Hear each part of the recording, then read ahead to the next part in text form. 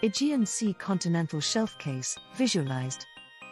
In 1973, Turkey granted rights to its Petroleum Company to explore areas of the Aegean Continental Shelf, to which Greece claimed exclusive rights under her sovereignty over the nearby islands. Greece based her claim on an interpretation of the 1958 Geneva Convention on the Continental Shelf and a view of customary international law, which Turkey rejected. After efforts to resolve the dispute by negotiations, the situation was complicated in 1976, when Turkey began exploring the disputed area. Both states then began military preparations.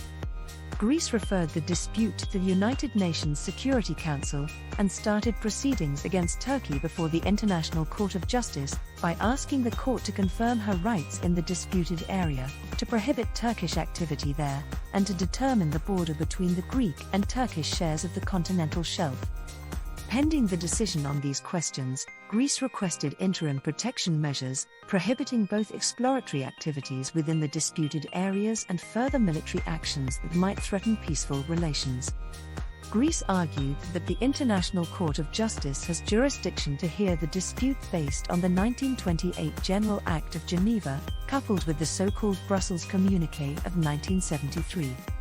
Turkey refused to participate in the proceedings, rejected the court's jurisdiction, and asked that the request for interim measures of protection and the application be dismissed, and to remove the case from the list. The ICJ found that the circumstances were not such as to require interim measures, and that the unilateral action by Turkey consisting simply in seismic exploration, neither creative of new rights, nor involving the appropriation of natural resources, and it is impossible to presume that either party would fail to heed its obligations of peaceful settlement, or the recommendations of the Security Council in the matter.